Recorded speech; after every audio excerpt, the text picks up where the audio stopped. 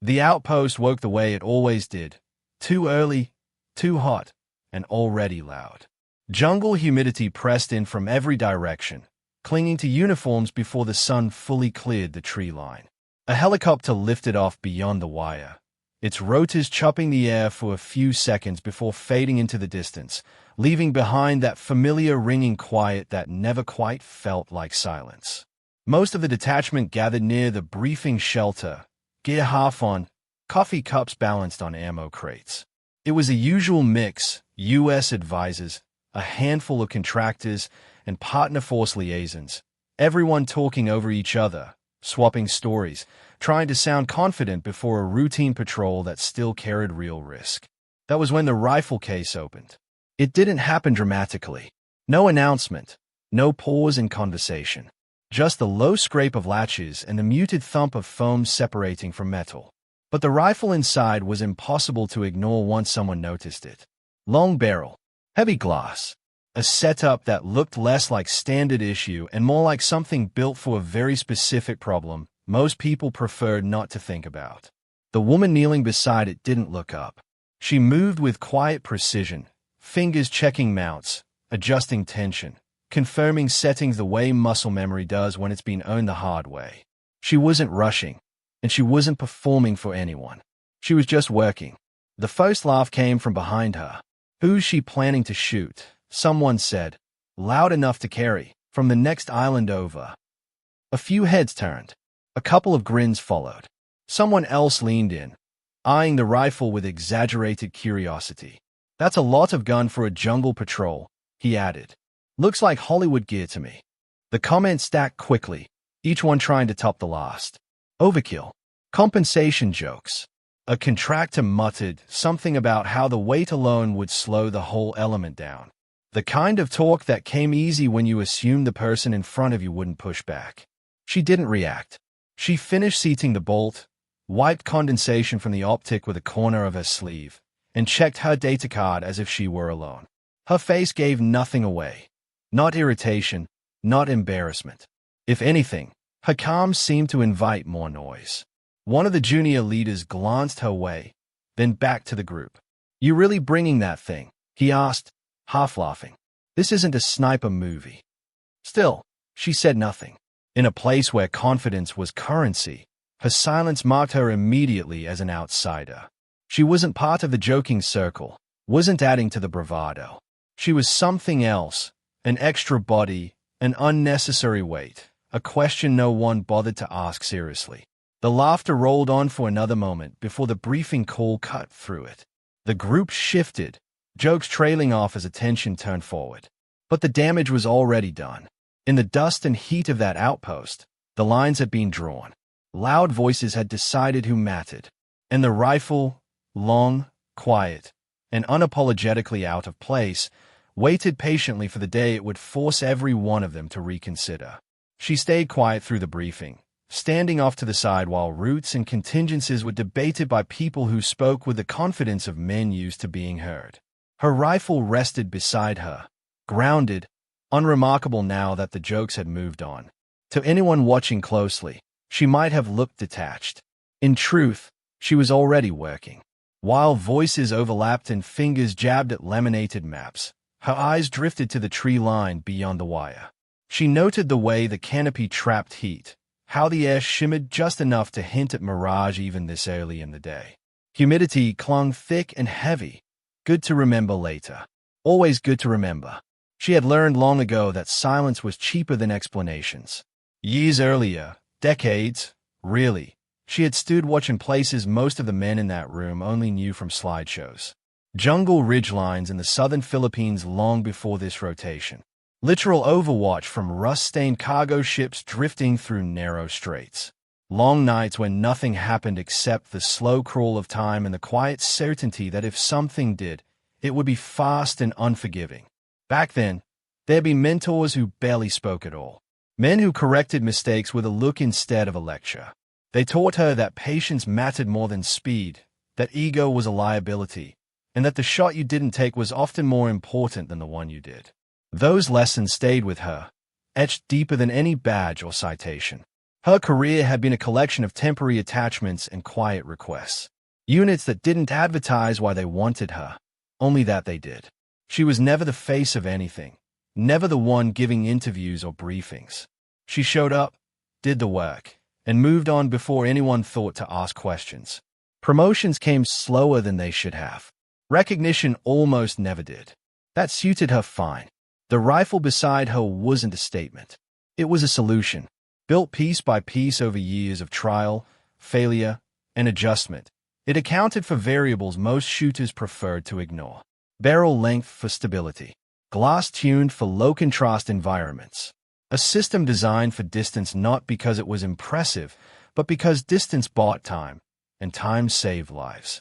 Even now, as someone cracked a joke about travel time to the objective, she ran the math without effort. Elevation changes along the route. Prevailing winds rolling off the coast by mid-morning. The way humidity would thicken the air just enough to matter if things went sideways. She logged it all mentally, the same way she always had. No one asked her opinion. No one noticed the data card tucked neatly into her sleeve or the way her gaze lingered on terrain features others skimmed past. They saw what they wanted to see, an older NCO, quiet to the point of invisibility, carrying a rifle they didn't understand. They didn't know she was nearing the end of a career built on being underestimated. Didn't know that someone higher up the chain had asked for her specifically, using a reputation passed quietly from one professional to another. And they certainly didn't know that every laugh she ignored made her focus sharper, not duller. She had learned this too. When people stop listening, the scope remembers everything. By mid-morning, the outpost had settled into its usual rhythm, half preparation, half waiting. Gear was checked and rechecked. Radios hissed with test calls. Somewhere near the motor pool, someone argued loudly about route timing, as if volume alone could bend terrain to his will. She watched it all from the edge. The informal planning had already begun, the kind that mattered more than anything written on the board. A cluster of operators leaned over a folding table, hands moving across the map as they debated angles and fields of fire. She stepped closer once, just enough to hear the discussion tighten around a choke point near a narrow green corridor. "There's elevation here," she said quietly, tapping the map with a gloved finger. "It's not marked well. Line of sight's shorter than it looks." The conversation rolled right over her. One of the junior leaders nodded at something else entirely, redirecting the group's attention without so much as acknowledging she'd spoken. Another voice cut in, louder, confident. The decision was made as if she'd never been there. She stepped back, expression unchanged. It wasn't overt hostility. That would have been easier. This was something more familiar, dismissal dressed up as efficiency. The assumption that she was included because someone higher up insisted, not because she had anything to add. The jokes didn't stop either. They just went quieter. Near the comms rack, a contractor smirked as she passed. $10 says that thing never leaves the case, he muttered to another. Whole lot of weight for nothing. Someone laughed under his breath. Another added a comment about how she'd be better off staying in reserve, just in case, a phrase that somehow always meant out of the way. The suggestion made its way up the informal chain and came back down as a half order. She'd hold back, provide overwatch only if needed. Reduced comms priority. Secondary position. No seat at the table when final movement plans were set. Institutional blindness had a way of sounding reasonable. She accepted the assignment without argument. A nod. A simple, "Roger." As the team finalized loadouts, a younger soldier hovered nearby, pretending to adjust his kit while watching her from the corner of his eye. He noticed things others didn't. The way she checked wind by feel rather than gadgets. The way her rifle setup was deliberate, not flashy. Curiosity tugged at him, but rank and culture kept him silent. At one point, another designated marksman struggled with his optic, frustration showing as he tried to reconcile his dope with the distance called out over the radio. She glanced once, then reached over and turned his adjustment a fraction. "You're long," she said, almost casually. "Humidity's heavier than you think." He stayed at the scope, then back at her, unsure whether to thank her or question her. The correction worked. He didn't say anything. Later, during a final route check, Someone called out a distance estimate to a tree line across a clearing. The number sounded right. Confident. Wrong. She didn't even look up from securing her pack. That's closer to 650, she said. Not 8. A pause followed. A rangefinder beeped. The screen confirmed it. No one commented. No apology. No acknowledgement. Just a quick adjustment and a return to business. The moment passed, filed away as an anomaly rather than evidence. By the time the patrol stepped off, the pattern was clear. Loud voices had shaped the plan. Quiet competence had been sidelined. And beneath the routine movements and half-smiles, the tension had thickened into something dangerous. Because when planning ignores precision, reality has a way of correcting it. Hard. The movement started clean enough. Boots pressed into damp earth, the patrol stretching into a staggered file as the jungle closed in around them.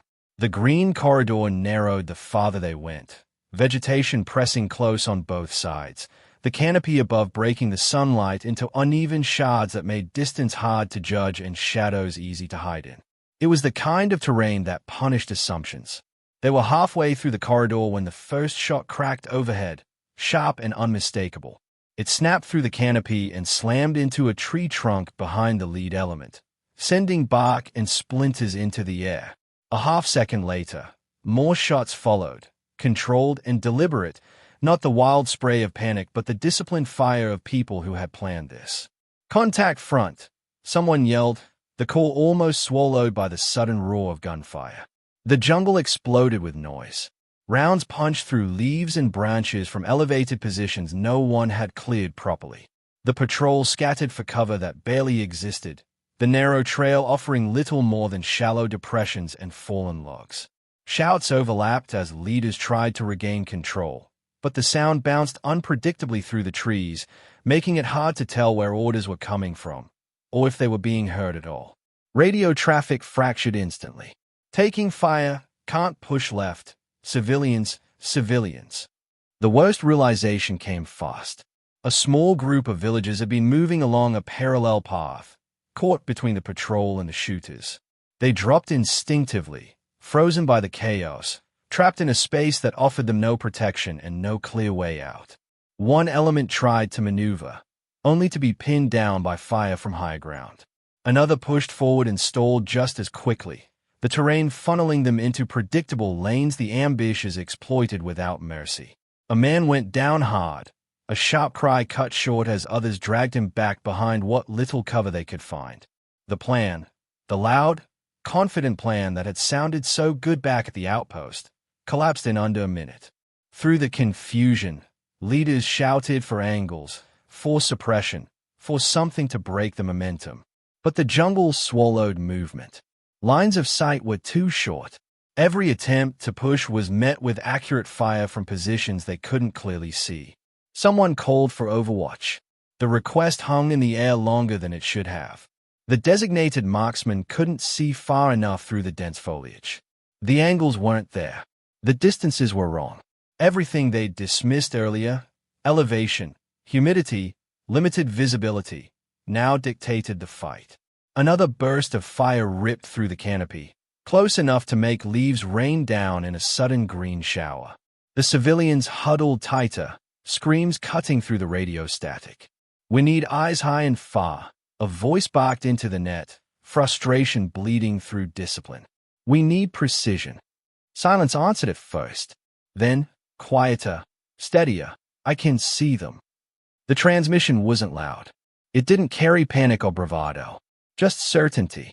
As the fight churned on below, the truth settled in with uncomfortable clarity. The terrain they'd brushed off, the capability they'd sidelined, it was all converging now. The corridor had become a trap, and the only way out wasn't forward or back. It was up, out, and far beyond what they planned for. And somewhere behind them, a rifle built for exactly this moment was finally about to matter. She was already moving before the request fully settled over the net. While the patrol fought for space in the corridor below, she broke away from the last covered position and climbed. Not fast, not reckless. She picked her route the way she always did, favoring ground that gave elevation without silhouette, working laterally until the jungle thinned just enough to offer distance. Every step was measured, every pause intentional, as rounds cracked somewhere far beneath her. By the time she stopped, she was well beyond what anyone had considered usable. Higher ground, yes, but also farther. Much farther. The kind of distance most people dismissed outright, especially in this environment. Especially with humidity thick enough to blur the air and wind that never held steady for long. She settled in, prone, letting the chaos fall away. The rifle came alive in her hands, familiar as breathing. Bipod planted, rear support adjusted. She took a moment to feel the wind on her cheek, then watched the canopy sway through her optic, not looking for targets yet, just patterns. Mirage rippled unevenly, bending light in subtle waves. The numbers formed quietly in her head, built from years of doing this when there was no room for mistakes. Below, the radio crackled with urgency. A wounded man. Civilians pinned. Leaders struggling to hold the line. She exhaled slowly and began building the solution. Distance first. Longer than anyone had guessed. Elevation accounted for. Air density heavier than standard. The humidity pulling at the bullet before it ever left the barrel. Wind wasn't consistent. It rarely was here. But it had a rhythm if you knew how to watch for it. She waited through one cycle, then another, until it repeated. The target revealed itself in pieces. Not a single dramatic figure, but movement that didn't belong. A shape higher than the rest. A man directing fire, shifting positions with confidence born of control. The command element. Her breathing slowed further. The shot, when it came, didn't announce itself. There was no dramatic pause, no flourish. Just pressure on the trigger, smooth and deliberate, followed by the muted recoil she'd felt 1,000 times before. The rifle bucked once, then settled back into place. 3,000 meters away, the ambush lost its spine. The effect wasn't immediate chaos, it was confusion. Fire slackened, then hesitated. She watched through the scope as shooters shifted, uncertain, trying to understand what had just reached out and touched them from beyond their expectations. She adjusted slightly and fired again. This time, the support position went quiet. The pattern below changed, opening gaps that hadn't existed moments earlier. The jungle, which had been alive with muzzle flashes and movement, began to still. Radio traffic shifted too. Say again, what just happened? Fires breaking, stand by, civilians moving, corridors opening. She stayed focused, following through, taking only the shots that mattered. No rush, no wasted rounds. Each one was a calculated decision, chosen for effect rather than count. When it was done, she didn't linger. She held Overwatch, ready, scanning for anything that threatened to reform. Nothing did. Below, the patrol moved. Wounded were pulled back. Civilians were guided out through the space her shots had carved open. The corridor that had become a killing zone moments earlier turned into an escape route. For a long moment, the radio was silent. Then a new voice came through. Older, steadier. A commander who had been listening without interrupting, piecing together what most hadn't seen yet. "Who's running that rifle?" he asked. There was a pause. Someone finally said her name. Another pause followed, longer this time. "I thought so," the commander said quietly. "That platform, that distance. There aren't many who'd even attempt it. Fewer who'd make it work." The words weren't loud. They didn't need to be. They carried recognition, not praise. Understanding, not surprise. She stayed where she was, rifle steady, eyes still scanning. The fight below had ended, but habits didn't switch off just because the danger passed. 3,000 meters away, the jungle held its breath. And for the first time since the laughter back at the outpost, no one questioned why she'd brought the rifle. The outpost felt different when they returned. Not quieter exactly. Generators still hummed, radios still crackled, but the noise had lost its edge. The easy laughter from earlier was gone, replaced by something more restrained. People moved with purpose, eyes lingering a second longer than before. No one said anything when she walked past. They didn't have to. The shift showed in the way conversations paused, in the way a seat was cleared at the table without comment. A contractor who had joked the loudest earlier avoided her eyes entirely. A junior leader gave a brief nod that carried more weight than any apology would have. She didn't acknowledge any of it. She set her rifle down on a workbench and began cleaning it the way she always had. Methodical, unhurried. Carbon wiped away. Bolt checked. Glass cleared of the fine residue the jungle left on everything. The routine grounded her, the same way it always had, long before this outpost and long before anyone here knew her name. A senior officer approached quietly, careful not to draw attention. He didn't stand over her, didn't make a show of rank. "You did exactly what we needed," he said, low enough that only she could hear. "Saved lives." She nodded once. That was the job. There were no speeches that night, no medals pinned in the heat, no sudden changes in status or role. The military rarely worked that way, and she didn't expect it to. Respect, when it was real, didn't announce itself. It settled in instead. Later, as the sun dropped and the jungle exhaled its evening heat, the outpost returned to its routines. Plans were adjusted. Lessons were logged. Quietly, without ceremony, the truth found its place. She finished her work and packed the rifle away, closing the case with the same soft clicks that had opened it that morning. Tomorrow, she would do it all again if asked. Or she would move on to the next temporary assignment, another place where silence would come cheaper than explanations. Because there were others like her, men and women who carried experience no one saw at first glance. Professionals shaped by patience, discipline, and scars that didn't show. People who didn't need to be loud to be lethal or valuable or right. If there was a lesson in what had happened, it wasn't about the shot or the distance. It was about how close arrogance comes to costing lives, and how often the quiet ones are the reason it doesn't. If you've ever been underestimated or served beside someone who was, you already understand. And chances are, you've got a story worth telling.